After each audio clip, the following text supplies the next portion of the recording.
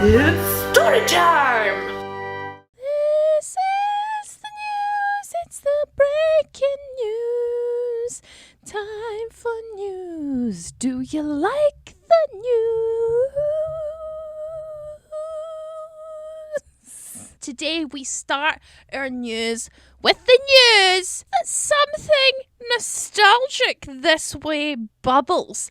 The rumour mill is a-churning and J-Lo and Ben Affleck are reportedly rekindling a romance that many thought long dead. And now there's a power shift and that makes it hotter. Ben Affleck might not be sad Ben anymore, though he is a hot daddy. I'm not going to ever not think that he's a hot daddy. I don't get where the Ben Affleck hate comes from. Splishy McGoosh. He's a banging hot man. Even when he looks sad, he's a banging hot man. And Ben Affleck has apparently rekindled that relationship with J-Lo. They were spotted in a car driving about. What were they doing? Who knows? Bennifer was originally for him and J-Lo. I get that, but it's been tainted by his wife Jennifer, so I think it should be Benlo. She's at the peak of her career. She's at the peak of her sexual dynamicness.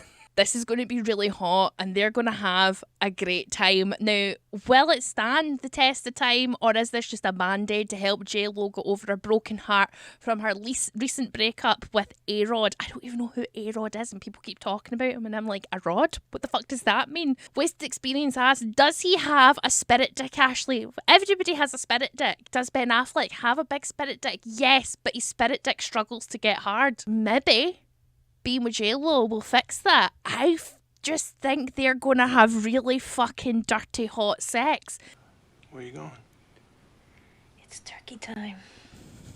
This is one of the weirdest scenes in a film. Gabble, gabble. Oh, it's so strange. I've always wanted to say that to somebody, but I've never had the balls because it'd be too weird. But I wonder what other couples are going to come back, because like I said, there's all these remakes. Ghostbusters, Star Trek, shit like that. Everything's making a comeback. Could it be time for nostalgia coupling? Who's the next big romance to come back in Hollywood? Could it be Demi and Bruce? I wouldn't be mad at that. They were a handsome couple. They made ugly children, but they were a handsome couple. Or could it be the ill-fated Tomcat? They were creepy. Could they be coming back? Or maybe it's the Aryan twins, Ryan and Reese, who look like brother and sister and should never have been pumping in the first place. All I know is that Jennifer Lopez and Ben Affleck, am I saying that right? Yeah. They aren't the couple that I wanted to see get back together. I manifested, I said prayers, because the couple I wanted to see, Brad Pitt and Jennifer Aniston, you know that he regrets leaving her for Angelina Jolie because he thought she was a nag, and then he met Angelina Jolie, and then he met a fucking nag, and he misses his sweet, sweet Jennifer Aniston, the most beautiful woman who ever lived. She's funny, she's gorgeous, she's got a personality, she's got an arse that looks phenomenal in that dress. Look at this picture, look at him clutching. He will literally eat puss for his sins, and you can tell. And do you know what my favourite thing about this picture is? Look at the sadness in that man's face. He wants the same thing we want.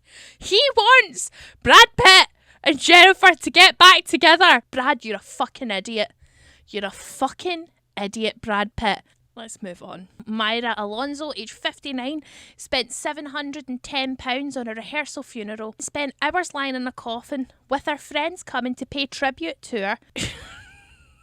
This is what I wore this in honour. I don't really understand the logic of her party. She did organise it because coronavirus had proven that so many people were dying and she wanted to live life at its fullest. But I've seen pictures and video footage from the party and not a single cunt's wearing a mask.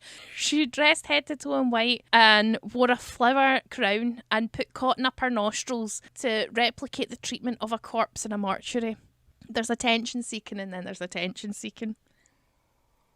My friends would never have any time for shite like that. If I started pulling shite like that, not a single one of them would tolerate that shite.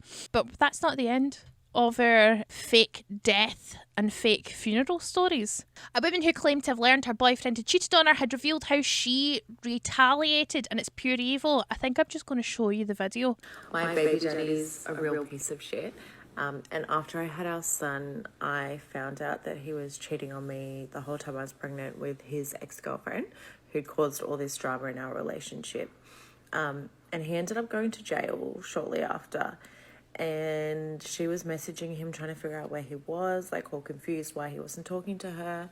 So I messaged her and told her that he was dead.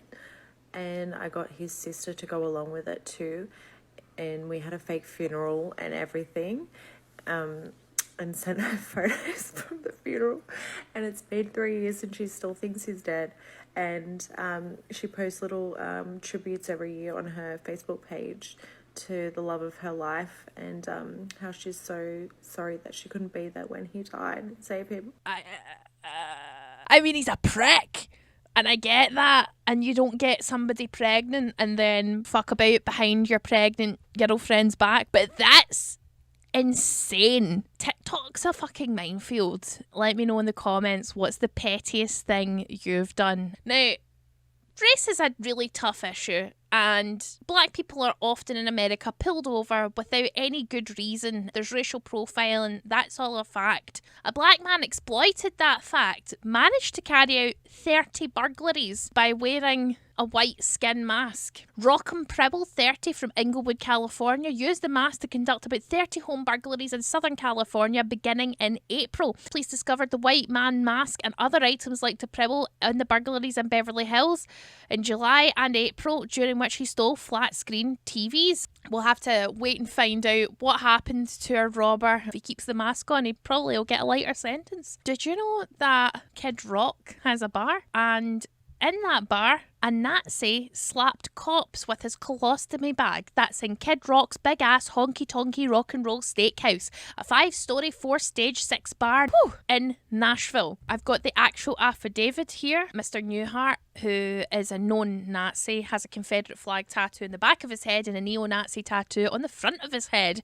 The defendant was outside drunk, holding a bottle of beer, blocking the outside emergency exit door. Kid Rock security told the defendant to leave the outside door area, but he refused to leave on his request. Metro police officers arrived to the location to assist security. The defendant took out his colostomy bag from the inside of his front pants area and started to swing the bag around from left to right, hitting 2 of the Metro police officers with his feces. The poop-slinging Nazi. You wouldn't want to leave your dog with him. You wouldn't want to leave anything with him. He's a fucking Nazi who swings a shite bag about. He's a shite bag. There we go. That is today's news. It's turkey time. Gobble, gobble. Hi friends, you can help support this channel by going to ashleystoryshop.co.uk and getting yourself some of my cool merch that says like nice buns or you're excellent or nice to meet you. Or you can share it with a friend, or you can like and subscribe, whatever you fancy. Thank you for watching. I'm Sean. And I'm Ashley. And you can listen to our podcast Are We Being Unreasonable? On Apple Podcasts and Spotify.